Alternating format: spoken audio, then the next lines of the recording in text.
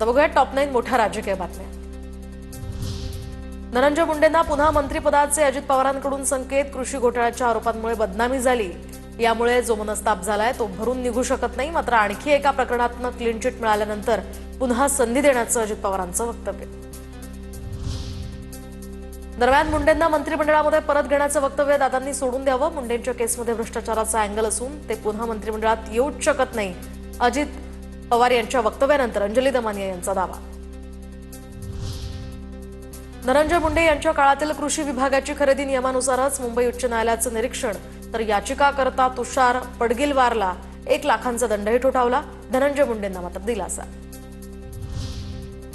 धनंजय मुंडेंना पुन्हा मंत्रिमंडळात घ्यावं का, हा निर्णय मुख्यमंत्री आणि अजित पवारांनी घ्यावा। कृषी घोटाळा प्रकरणामध्ये धनंजय मुंडेंना दिलासा मिळाल्यानंतर भुजबळांची प्रतिक्रिया। 8 विकेट्स पडणार, मंत्रिमंडळामध्ये फेरबदल होणार। शिंदे गटाच्या 3 ते 4 मंत्र्यांना नारळ दिला जाणार।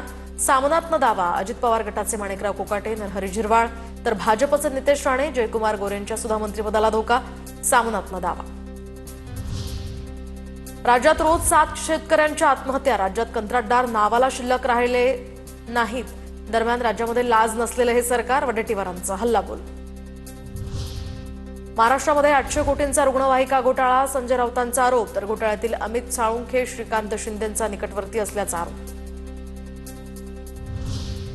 राष्ट्रवादी शरद पवार गटाच्या जयंत पाटील यांची दिल्ली दौऱ्यावरून चर्चेला उधाण, तर शरद पवार अमोल कोल्हे यांची भेट घेतल्याची जयंत पाटलांची माहिती। साखर उद्योगाच्या कार्यक्रमासाठी हा दिल्ली दौरा, असंही केलं स्पष्ट। काही मंत्र्यांचे phone not reachable, phone tap होत असल्यामुळे मंत्री फोन बंद करून ठेवतायत, अशी दबक्या आवाजात चर्चा। ट्विट करत रोहित पवारांचा दावा।